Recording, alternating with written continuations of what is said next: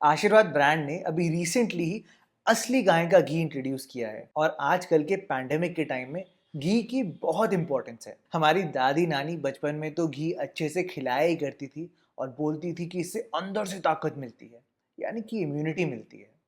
और ये बात बहुत सच है। अगर असली गाय का घी हो तो उसमें विटामिन ए होता है, विटामिन ई होता है, एंटीऑक्सीडेंट्स होते हैं जो आजकल के टाइम में बहुत इंपॉर्टेंस रखते हैं।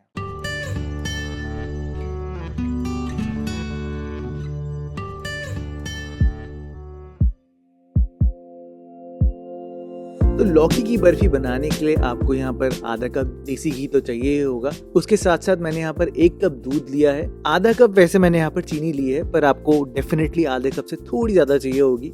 डिपेंड करता है कि आपकी लौकी में कितना मटेरियल निकलता है ना। साथ में मैंने यहाँ पर 3/4 कप तक मिल्क पाउडर लिया है, क्योंकि हम खोए का इस्तेमाल नहीं कर रहे। और फ्लेवर इनहैंस करने के लिए मैंने यहाँ पर सूखा नारियल लिया है, ये भी 3/4 कप है।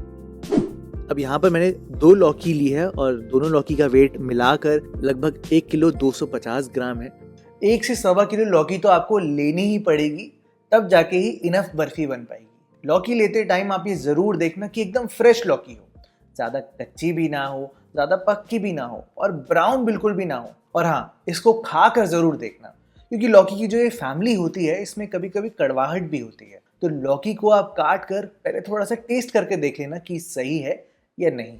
और ध्यान रहे, अच्छे से छिलना। पीलर से ऑब्वियसली काम आसान हो जाता है, ये छिलना ढंग से बहुत जरूरी है, क्योंकि जो छिलका होता है उसमें सबसे ज्यादा बिटरनेस होती है लौकी की। तो ये आप अच्छे से छिल लेना, 2 बारी कर लेना। अगर आपका पीलर ज्यादा नहीं छिलता 2 बारी कर लेना, लेकिन छिलना जरूर अच्छे से।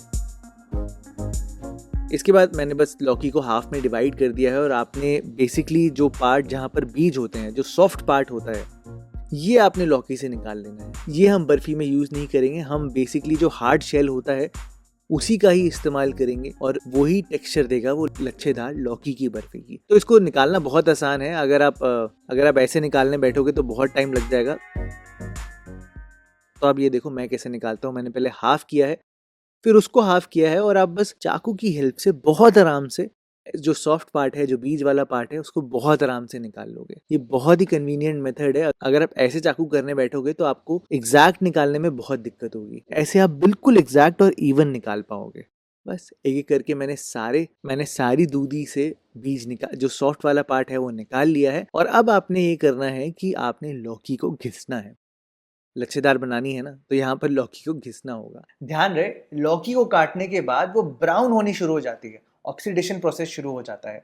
तो यहाँ पर हाथ थोड़े जल्दी जल्दी चलाने हैं कि लौकी हमारी खराब ना हो जाए। तो मैंने यहाँ पर मोटे वाले ग्रेटर का इस्तेमाल नहीं किया है, ना ही छोटे वाले का। आपको यहाँ पर मीडियम साइज का इस्तेमाल करना है। मेरे पास मीडियम साइज का ये वाला ग्रेटर भी था, तो मैंने इसलिए इससे किया है ताकि जल्दी काम हो जाए। क्योंकि इसकी सरफेस एरिया ज्यादा है तो लौकी को मैं जल्दी से घिस पाऊंगा। अब यहाँ पर आपने लौकी को अच्छे से घिसना है। बहुत देर नहीं लगेगी, लेकिन थोड़ा सा ध्यान से घिसना, क्योंकि हाथ कटने के चांसेस हो जाते हैं। और लौकी की बर्फी बनाने में घिसना ये इकलौता काम है जिसमें आपको टाइम लगेगा। घिसते हुए आप ये चीज नोटिस करना कि जो बीज होंगे ना वो निकल जाएंगे, तो अब उनको जरूर निकाल के अलग कर देना, क्योंकि वो हम लौकी की बर्फी में नहीं डालने वाले ना, तो उनको जरूर निकाल के अलग कर लेना। अब आप देख सकते हो कि भैया लौकी में पानी बहुत होता है, तो पानी तो छोड़ रही है, तो ये पानी आपने थोड़ा सा रिड्यूस कर देना है। तो अगर आप छाननी में रखोगे, आप हल्का सा इसको स्क्वीज कर देना और जितना पानी निकल सकता है उतना पानी आप निकाल लेना। तो अब पकाना शुरू करते हैं और बर्फी बनाना शुरू करते हैं। आशीर्वाद घी को स्लो कुकिंग प्रोसेस से बनाया हुआ है।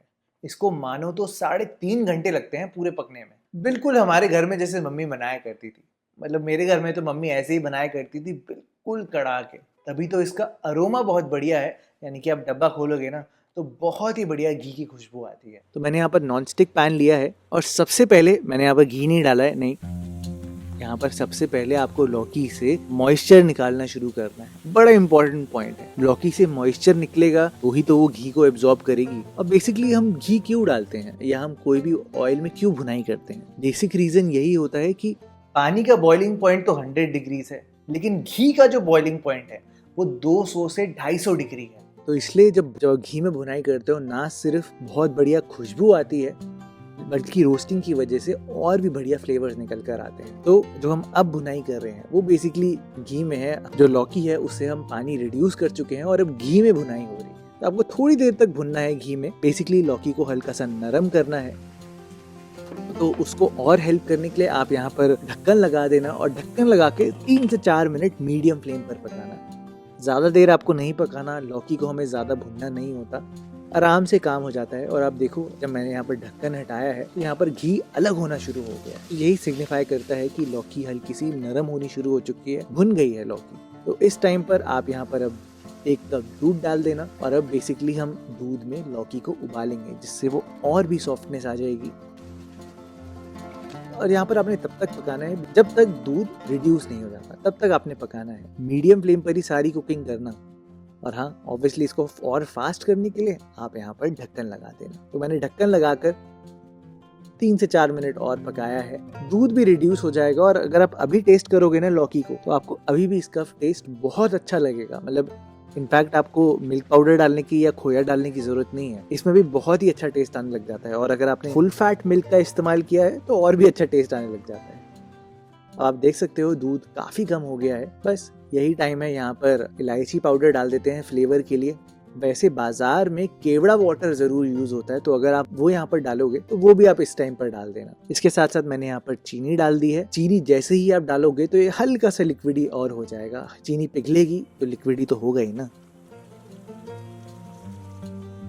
ये देखो आप, हो गया ना। अब थोड़ी देर तक इसको और भुनने देना। और एक काम जरूर करना है इस टाइम पे कि मैंने आपको बोला था ना, डिपेंड करता है कि आपकी लौकी कितनी होती है, उस हिसाब से आपको चीनी डालनी है। तो यहाँ पर इसको टेस्ट करके जरूर देख लेना कि बाय चांस अगर और चीनी चाहिए होगी तो आप और डाल पाओ और फ्लेवर एकदम सही बिठा पाओ। थोड़ी देर के लिए इसको ढककर और पका लेते हैं।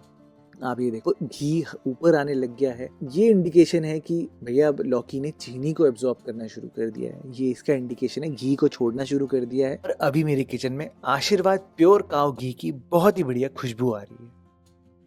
तो यहाँ पर आप ड्राई फ्रूट्स भी डाल देना। मैंने यहाँ पर काजू, पिस्ता और बादाम का इस्तेमाल किया है। अगर आप डालना चाहते हो तो आप ड्राई फ्रूट जरूर डालना, ऑब्वियसली उससे फ्लेवर तो इनहांस होता ही है।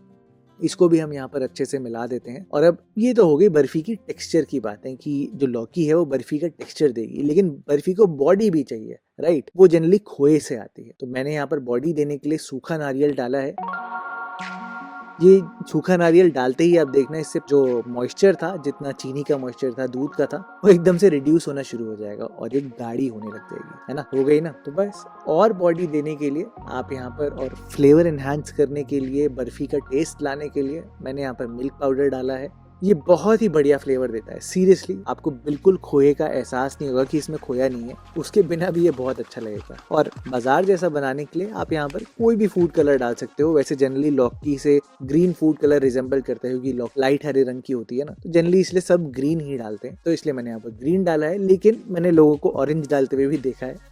आप चाहो तो आप यहाँ पर कुछ भी मत डालना, ऐसी कोई बात नहीं है कि डालना जरूरी है। ये सिर्फ अपीयरेंस के लिए है। थोड़ी ही देर में बर्फी का जो हमारा मिक्सचर है ये ड्राई होता जाएगा, सूख जाएगा अच्छे से। और जब इस स्टेज पर आ जाए, आप ये देखो काफी ड्राई हो गया है, यही राइट स्टेज है। यहाँ तक आपको इसको अच्छे से पकाना है। बस अब फटाफट से ट्रांसफर करते हैं इसको हमारी बर्फी वाली ट्रे में। उसके ऊपर घी जरूर लगा देना अच्छे से, ताकि बर्फी बाद में आराम से निकल कर तो आ जाए ना। तो घी मैंने चारों कोनों में अच्छे से लगा दी है और फिर उसके ऊपर सारा बर्फी का मिक्सचर बिछा दिया है। अच्छे से मैंने इसको फ्लैट कर दिया है ताकि शेप एकदम बढ़िया निकल कर आए। इसके ऊपर सजाने के लिए आप चाहो तो चांदी का वर्क लगा सकते हो, लेकिन वो सही मिलना थोड़ा मुश्किल है। मैंने तो यहाँ पर ड्राई फ्रूट्स लगाए हैं, वही बेस्ट लगते हैं मेरे को, तो मैंने यहाँ पर ड्राई फ्रूट्स लगाए हैं और इसको सेट करने के लिए छोड़ दिया है। पहले ध्यान रहे एकदम से इसको फ्रिज में मत रख देना सेट करने के लिए, पहले इसको थोड़ा सा रूम टेम्परेचर पर आने देना, आधा घंटा लगेगा उसमें, और फिर ही आप इसको फ्रिज में रखना। डायरेक्टली फ्रिज में रख दोगे तो वो गड़बड़ हो जाएगा बर्फी के फ्लेवर में, नहीं। और फ्रिज में जब आप रखोगे तो इसको कवर करके जरूर रखना, क्लिंग रैप से या कोई भी रैप से। और बस